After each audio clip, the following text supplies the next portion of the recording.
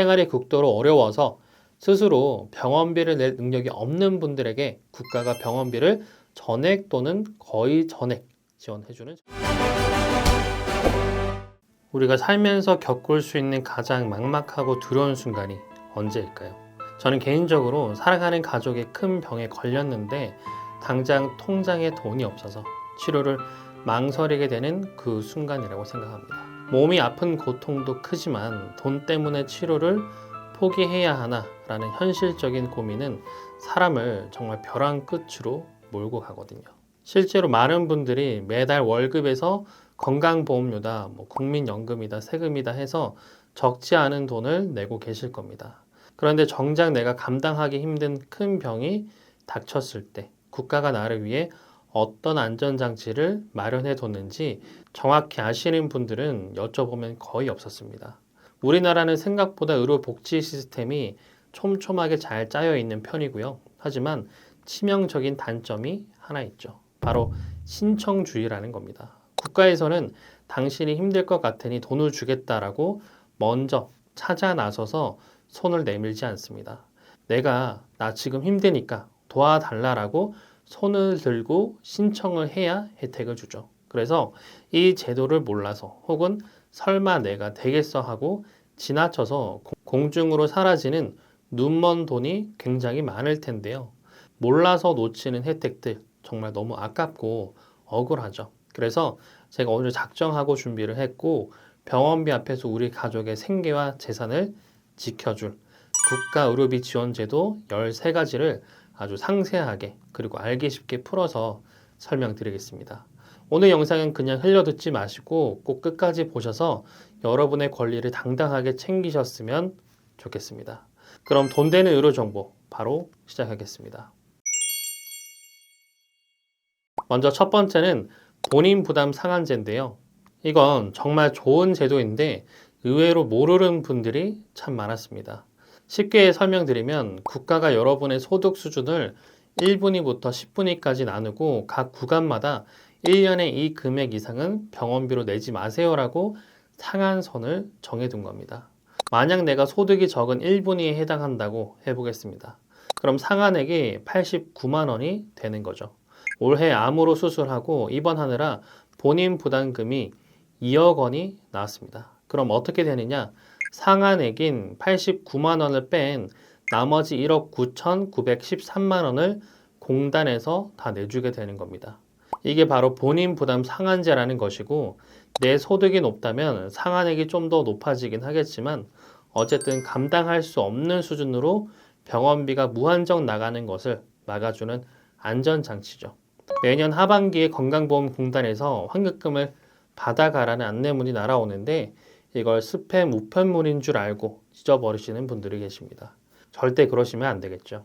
개인별 의료비 본인 부담 상한액을 초과해 의료비를 지출한 약 200만 명에게 2조 6,278억이 지급되고 1인당 약 131만 원 혜택을 받았다고 하는데 대한민국 사람이라면 이렇게 좋은 혜택이 존재하니까 이 제도를 꼭 기억해 두셨으면 좋겠습니다.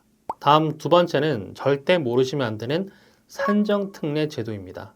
이름이 조금 어렵죠. 쉽게 말해서 국가가 당신은 지금 중증 질환을 앓고 있으니까 병원비의 대부분을 우리가 내주겠다라고 선언하는 건데요.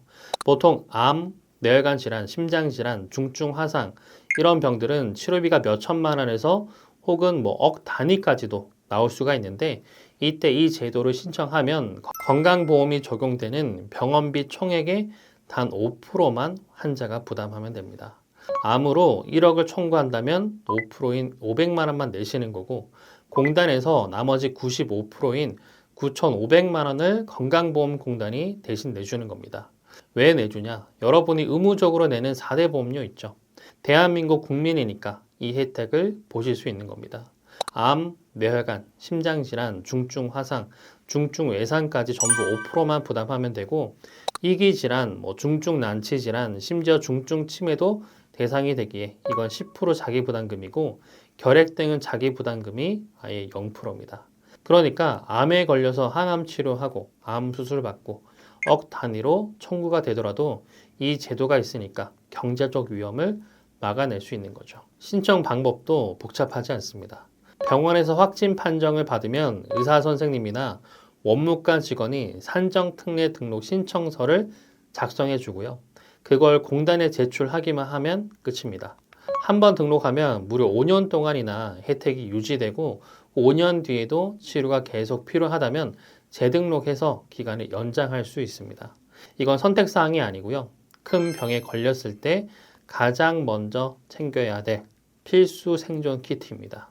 특례 기간 종료 3개월 전부터 종료일까지 산정특례 재등록도 가능하기 때문에 암 치료가 끝나지 않았더라도 걱정하지 마시고 연장하시면 되겠습니다. 다음 세 번째는 재난적 의료비 지원 사업이고요.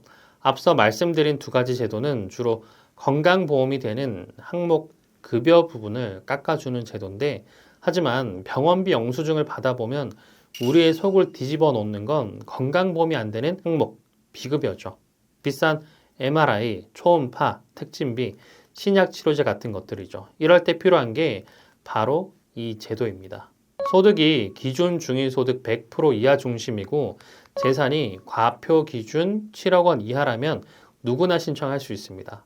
내 연소득의 10%가 넘는 돈을 의료비로 냈을 때 그 초과분의 50%에서 최대 80%까지 국가가 지원해주고요. 지원 한도는 무려 연간 5천만 원입니다. 실손보험이 없어서 비급여가 무서워서 병원을 못 가셨던 분들에게는 정말 가뭄의 단비 같은 존재죠.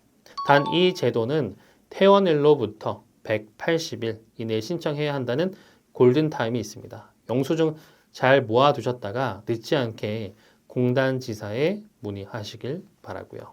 디테일한 표로 보시게 되면 예를 들어서 소득의 기준 중위소득 85% 초과 100% 이하고 1인 가구라면 239만 9천 원인데요. 이분이 280만 원 이상의 의료비를 지출한다면 60%를 지원받습니다. 5천만 원의 치료비가 나왔다면 60%인 3,500만 원을 지원받는다는 뜻이고, 내가 2인 가구인데 기준 중위소득 50% 이하라면 199만 6천 원의 기준이 되고, 의료비를 160만 원 이상 쓴다면 70%를 지원받을 수 있게 됩니다. 그러니 내 소득액이 어느 정도인지, 몇인 가구인지, 의료비 부담 수준이 얼마가 기준인지, 지원 비율은 몇 프로에 해당하는지 잠시 화면 정지해서 체크해 두시면 좋을 것 같습니다. 네 번째는 보건소에서 진행하는 암 환자 의료비 지원 사업인데요. 의료급여 수급자나 차상위 계층, 소득 및 재산이 지원 기준에 적합한 자를 대상으로 돕는 제도인데, 성인 암 환자의 경우 급여, 비급여 따지지 않고 연간 최대 300만 원씩 3년 연속으로 지원받을 수 있습니다. 3년이면 900만 원이죠. 그리고 특히 우리 아이들이 아픈 건 정말 가슴 찢어지는 일이죠. 만 18세 미만 소아암 환자에 대해서는 지원이 훨씬 더 강력해집니다. 백혈병은 3천만 원을 지원하고 다른 암종은 2천만 원까지 지원이 되고, 조혈모세포 이식을 받으면 추가 지원금 3천만 원도 나오고요. 이 지원금은 병원비뿐만 아니라 약국에서 쓰는 약제비로도 활용할 수 있다는 게 장점입니다. 혹시 주변에 돈 때문에 항암 치료를 포기하려는 이웃이 있다면 보건소에 가서 꼭 상담 받아보라고 말씀해 주시면 좋겠습니다. 다음 다섯 번째는 긴급복지 의료지원 제도인데요. 집안의 가장이 갑자기 암이나 큰 병으로 쓰러졌다고 상상해 보시길 바랍니다. 병원비도 문제지만 당장 다음 달 월세는 어떻게 내고 쌀은 어떻게 사고, 소득이 끊기면 생계 자체가 붕괴되죠. 이럴 때 시청, 군청, 구청이 긴급하게 개입해서 도와주는 제도입니다. 소득과 재산 기준을 충족하면 300만 원 범위 내에서 의료비도 지원해주고요. 말 그대로 긴급 상황을 돕는 것이기 때문에 절차가 비교적 빠릅니다. 당장 굶어 죽게 생겼다라는 절박한 상황이 오면 주저하지 말고 보건복지 콜센터 129번이나 가까운 주민센터 복지팀을 찾으시길 바랍니다. 다음 여섯 번째는 긴급복지 생계지원 제도인데요. 앞에서 말씀드린 건 의료지원 제도였고, 이번엔 생계지원 제도입니다. 가족을 먹여 살릴 가장이 갑자기 사망, 가출, 행방불명, 구속 등으로 소득이 끊기거나 중대한 질병 및 부상으로 생계가 어렵거나 예기치 못한 화재나 방치 등 유기 등도 포함을 하는데 마찬가지로 소득 기준 75% 이하 재산이 대도시는 2억 4,100만 원 이하 이렇게 기준이 맞는다라고 하면 1인 가구는 73만 500원, 2인 가구는 120만 5천 원, 3인 가구는 154만 1,700원, 4인 가구는 187만 2,700원을 지원받을 수 있습니다. 이 금액을 최대 6개월까지 연장도 가능하기 때문에 생계를 유지하는 데 어려움을 느낀다면 복지로 129에 전화해서 꼭 혜택 받으셨으면 좋겠습니다. 다음 7번째는 일상 돌봄 서비스고요. 보통 돌봄이라고 하면 노인분들만 받는 혜택이라고 오해를 하시는데 이제 시대가 바뀌었죠. 요즘은 가족을 돌보느라 본인의 삶을 포기한 영 케어러, 청년이나 질병과 고립으로 고통받는 중장년층을 위한 서비스도 생겼는데요. 암 수술 후에 체력이 바닥나서 장보기가 힘들거나 병원에 같이 갈 보호자가 없을 때 이용할 수 있습니다. 가사 지원은 기본이고 병원 동행, 심리 지원, 맞춤형 식사 관리, 식사 준비, 은행 방문까지 서비스 폭이 아주 넓죠. 서비스 가격은 월 43만 2천 원부터 132만 원까지 이용 시간에 따라 달라지고 소득 수준에 따른 대상자 제한은 없으나 건강보험료 기준 중위소득 구간에 따라 차등이 되는데요. 기초수급자나 차상위는 면제가 되고 120%이 소득 구간은 10% 자기 부담이 있고 120% 초과 160% 이하는 25% 자기 부담이 있는데 기준이 조금 널널한 편입니다. 젊은 놈이 뭐가 힘드냐 라는 말에 상처받지 마시고 보건복지부에 129 전화하셔서 도움을 당당하게 요청하시고요. 혜택 꼭 보시길 바라겠습니다. 다음 8번째는 가사간병 방문 지원 사업인데요. 환자가 퇴원해서 집에 왔는데 거동이 불편해서 누워만 있어야 한다면 어떨까요? 가족들이 직장을 그만두고 24시간 붙어 있을 수도 없고 간병인을 쓰자니 하루에 10만 원이 넘는 비용이 부담스럽죠. 이때 국가에서 요양보호사 선생님을 집으로 보내주는 겁니다. 오셔서 식사 보조, 목욕, 대소변 처리, 청소와 세탁, 식사 준비 같은 필수적인 도움을 주십니다. 만 65세 미만의 저소득층 중증질환자가 대상이고 월 24시간에서 40시간까지 이용 가능한데요. 본인 부담금은 소득에 따라 아예 없거나 있어도 1, 2만 원대의 아주 저렴한 수준입니다. 가족 간의 불화를 막고 보호자의 삶을 지켜주는 정말 고마운 서비스죠. 이것도 놓치지 마시고 129에 전화해서 꼭 혜택 보시길 바라겠습니다. 9번째는 노인분들을 위한 노인 맞춤 돌봄 서비스인데요. 암 투병 중인 부모님과 멀리 떨어져 사는 자녀분들 밤마다 걱정되시죠. 밥은 잘 드시는지, 약은 제때 드시는지. 이 제도를 신청하면 생활지원사 선생님이 주기적으로 어르신 댁을 방문해서 안부를 확인하고 말벗이 되어드립니다. 거동이 불편해서 병원 가기 무서워하는 부모님을 위해서 병원 동행도 해드리고요. 특히 댁 내에 IoT 기기를 설치해서 일정 기간 움직임이 없으면 바로 119나 담당자에게 알람이 가도록 해서 고독사를 예방하기도 합니다. 자식된 도리를 국가가 대신 채워주는 효자 제도이니 복지로 129에 전화해서 꼭 신청해 드리길 바라겠습니다. 다음 10번째는 호스피스 완화 의료인데요. 아직도 호스피스를 죽으러 가는 곳이라고 생각하면서 거부감을 느끼는 분들이 계십니다. 하지만 실제로는 반대고요. 더 이상 힘든 항암 치료가 의미가 없을 때 환자를 고통스럽게 하는 무의미한 연명치료 대신 통증을 조절하고 마음을 편안하게 해주는 곳입니다. 의사, 간호사, 사회복지사가 한 팀이 돼서 환자의 신체적 고통뿐만 아니라 심리적, 영적 고통까지 어루만져 주고요. 병원에 입원하는 입원형, 집에서 편안하게 서비스를 받는 가정형 등 다양한 형태가 있고요. 입원 시부터 퇴원 계획을 세우기에 증상이 조절되고 컨디션이 유지된다면 언제라도 퇴원할 수 있고요. 상황에 따라 다른 호스피스 서비스를 이용하도록 연계도 되고 가족과 함께 지낼 수 있습니다. 환자 가족의 심리적, 사회적, 경제적 어려움에 대해서도 도움받을 수 있는데 환자 돌봄에 대한 교육까지 받을 수 있으니까 국립암센터에 문의해서 혜택 보시길 바랍니다. 다음 11번째는 의료급여 제도인데요. 생활이 극도로 어려워서 도저히 스스로 병원비를 낼 능력이 없는 분들에게 국가가 병원비를 전액 혹은 거의 전액 가까이 지원해주는 제도입니다. 기초생활수급자 중 의료급여 1종 자격을 얻게 되면 입원비는 사실상 무료고요. 외래 진료도 1,000원에서 2,000원 수준입니다. 2종 수급권자라 해도 입원비의 10%만 내면 되니까 일반 건강보험 환자에 비해서 부담이 비교할 수 없을 만큼 적어지죠. 많은 분들이 나는 낡은 집이라도 한 채 있어서 안 돼. 연락 끊긴 자식이 있어서 안 된다.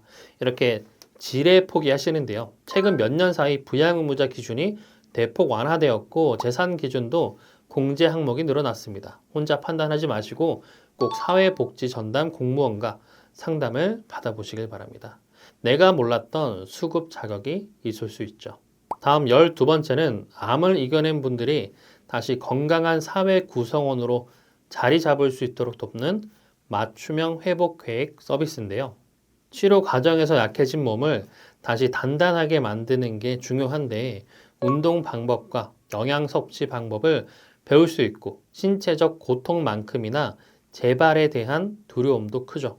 그래서 심리적인 스트레스 관리가 필수니까 몸과 마음을 어떻게 다스리는지도 알려주고 건강관리, 사회복지, 심리적 어려운 개개인별 복합적인 문제에 대해서 전문가와 1대1로 깊이 있는 상담이 가능합니다. 치료 종결 후 문제가 일상생활과 직장으로 돌아가는 것인데 이 부분에 대한 현실적인 고민들을 해결해주고 고용복지 플러스 센터 등 지역사회 자원을 연계받을 수도 있기 때문에 생존을 넘어서 행복한 삶으로 가는 길을 고민하셔야 되죠. 이러한 통합 지지 프로그램이 해답이 될 수 있을 겁니다. 그러니 국립암센터에 꼭 문의를 해보시고요. 본 광고는 광고 심의 기준을 준수하였으며 유효기간은 심의 일로부터 1년입니다. 다음 13번째는 국가암 검진 사업입니다.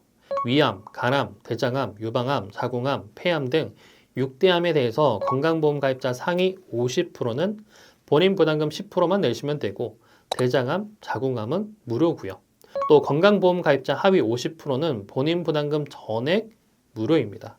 6개월마다, 1년마다, 2년마다 암을 조기에 발견해서 암의 치료율을 높이고 암으로 인한 사망을 줄이는 것을 목적으로 하는데 세계보건기구에서 암 발생 인구 3분의 1은 조기 발견해서 완치 가능하다고 보고 있고 6대암은 조기 발견해서 치료할 경우 90% 이상 완치가 가능하다고 하니까 결국 최악의 상황까지 가지 않도록 검진을 꾸준히 하시길 바라겠습니다. 자, 오늘 이렇게 병원비 걱정을 덜어주는 13가지 국가 지원 제도를 꼼꼼히 살펴봤는데 내용이 좀 많았죠. 그래서 요약 정리를 해드리겠습니다. 첫 번째는 본인 부담 상한제. 이 제도는 모든 국민이 건강보험이 적용되는 진료에 대해서 1년 동안 부담해야 될 병원비 총액의 상한선을 정해두는 겁니다. 소득 수준에 따라서 상한액이 다르게 설정되고 가장 소득이 낮은 1분위의 경우 상한액이 약 89만 원 수준입니다. 만약 연간 총 병원비가 이 상한액을 초과할 경우 초과 금액 전액을 건강보험공단이 환자에게 돌려주게 되고요. 다음 두 번째는 산정특례 제도입니다.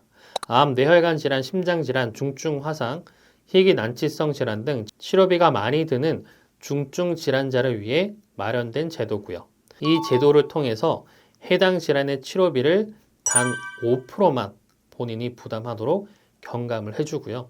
예를 들어서 암의 치료비가 1억 원이 나오더라도 본인 부담금은 500만 원으로 줄어들게 되는 거죠. 다음 세 번째 재난적 의료비 지원 사업인데 앞선 두 제도가 급여 항목에 집중을 했다면 이 제도는 고가의 비급여 항목까지 포함한 총 의료비 부담을 줄여줍니다. 소득 및 재산 기준을 충족하는 국민이 연소득 10%를 초과하는 의료비를 지출했을 때 초과분의 50%에서 최대 80%를 국가가 지원해 주는 거죠. 네 번째, 암환자 의료비 지원 사업. 성인 암환자에게는 급여, 비급여를 통틀어서 연간 최대 300만 원씩 3년간 지원하고 특히 만 18세 미만 소암 환자에게는 백혈병은 3천만 원, 기타 암종은 2천만 원 등 매우 강력한 지원이 이루어지고요. 다섯 번째, 긴급복지 의료지원 제도. 가장의 갑작스러운 중대한 질병이나 부상 등으로 생계가 곤란한 긴급한 상황이 발생했을 때 시청, 군청, 구청이 개입해서 의료비를 지원하는 제도고요. 여섯 번째, 긴급복지 생계지원 제도. 의료지원과 마찬가지로 주소득자의 사망, 가출, 질병, 부상 등으로 소득이 끊겨서 생계가 어려울 때 지원합니다. 다음 일곱 번째, 일상 돌봄 서비스. 기존의 돌봄 서비스가 노인에게 집중을 했다면 이 제도는 청년 및 중장년층을 위한 서비스고요. 여덟 번째, 가사간병 방문 지원 사업. 만 65세 미만의 저소득층 중증질환자가 고동이 불편해서 간병이 필요할 때 국가가 요양보호사 선생님을 보내주는 서비스고요. 아홉 번째, 노인 맞춤 돌봄 서비스. 거동이 불편하거나 홀로 지내는 노인분들을 위해서 생활지원사 선생님이 주기적으로 방문하고 안부를 확인하고 말벗이 되어주는 제도고요. 열 번째, 호스피스 완화의료 제도. 환자의 통증을 조절하고 신체적, 심리적, 영적 고통을 완화해서 여정을 편안하고 아름답게 준비할 수 있도록 돕는 서비스입니다. 11번째, 기초생활수급 의료급여 제도. 생활이 극도로 어려워서 스스로 병원비를 낼 능력이 없는 분들에게 국가가 병원비를 전액 또는 거의 전액 지원해주는 제도고요. 12번째, 암 생존자 통합 지지 프로그램. 암 치료를 성공적으로 마친 분들이 건강한 사회 구성원으로 복귀할 수 있도록 돕는 맞춤형 회복 서비스입니다. 13번째, 국가 암 건강검진. 최악의 상황을 막는 가장 중요한 단계인 예방을 위한 사업입니다. 6대암에 대해서 정기적인 검진을 제공하고요. 내용이 조금 많았지만 하나하나가 천만금 같은 정보들이고요. 이 모든 혜택은 여러분들이 성실하게 일을 하면서 납부하신 세금으로 만들어진 정당한 권리입니다. 복잡해서 귀찮아서 몰라서 이런 이유로 이 소중한 권리를 포기하지 마시고요. 국가는 신청하지 않는 사람에게 돈을 주지 않습니다. 지금 이 영상을 보시면서 우리 부모님 얘기네, 내 친구 얘기네 하시는 분들 계실 텐데요. 주저하지 말고 이 영상을 공유해 주시고요. 여러분의 공유 버튼 한 번, 이 클릭이 누군가에게는 수천만 원의 빚을 막아줄 수 있는 방패가 될 수 있고요. 누군가에게는 삶을 포기하지 않게 만드는 생명줄이 되어줄 수 있습니다. 오늘 내용이 도움되셨다면 구독, 좋아요, 알림 설정 부탁드리고요. 여러분이 건강하고 현명한 금융생활 할 수 있도록 앞으로도 돈이 되는 알짜배기 정보만 모아서 가장 빠르게 전달드리겠습니다. 다음에도 유익한 내용으로 찾아뵙겠습니다. 감사합니다. 본 광고는 광고 심의 기준을 준수하였으며 유효기간은 심의 일로부터 1년입니다.